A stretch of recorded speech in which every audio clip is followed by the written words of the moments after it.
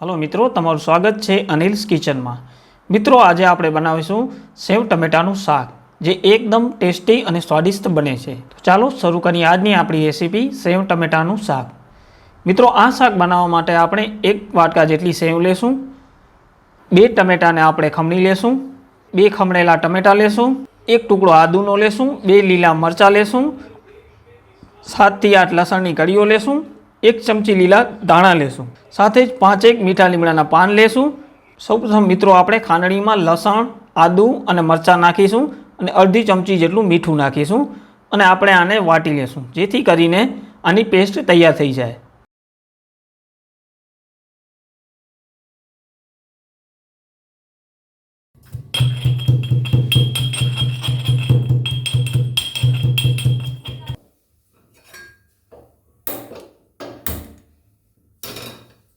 હવે આપણે એક વાસણમાં 3 થી 4 ચમચી જેટલું તેલ નાખીશું ને એને ગરમ થવા મેલીશું।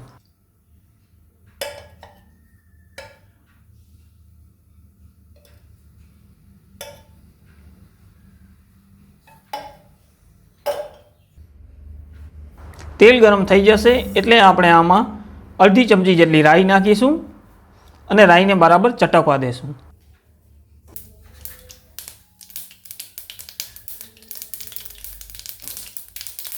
હવે આપણે આમાં અડધી ચમચી જેટલું જીરું નાખીશું અને જીરુંને બરાબર પાકવા દેશું। જીરું પાકી ગયું છે। હવે આપણે આમાં મીઠા લીમડાના પાન નાખીશું,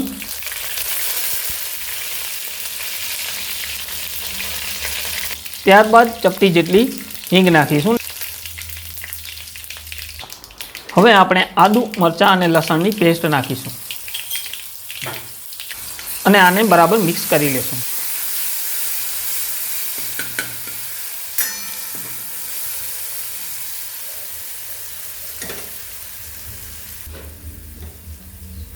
હવે આપણે આમાં કાપેલા ટમેટા નાખી દેશું અને બરાબર મિક્સ કરી લેશું।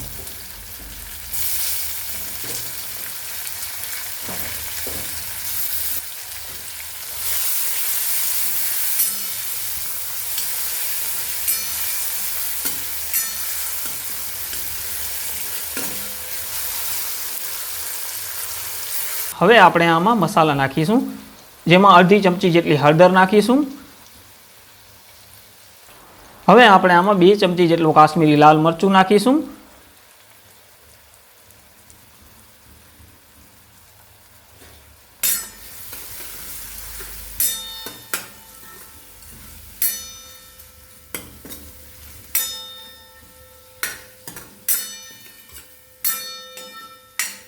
સાથે જ 2 ખમણેલા ટમેટા નાખીશું અને આને આપણે મિક્સ કરી લેશું।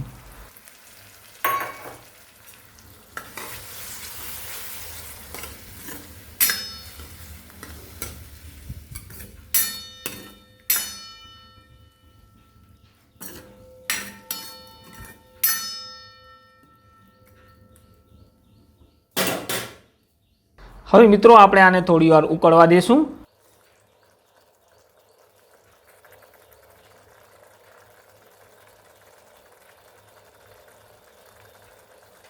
હવે આપણે આમાં 1 વાટકા જેટલું પાણી નાખીશું અને આપણે આને 5 મિનિટ સુધી પાકવા દેશું।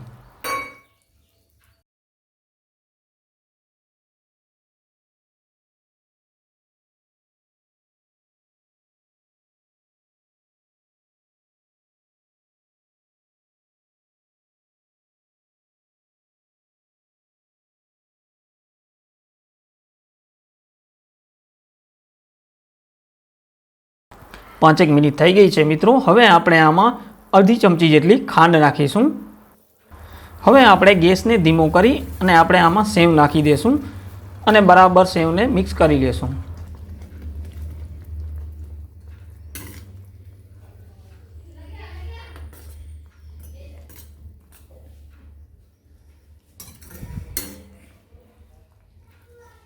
અને 3 મિનિટ સુધી આપણે આને પાકવા દેશું।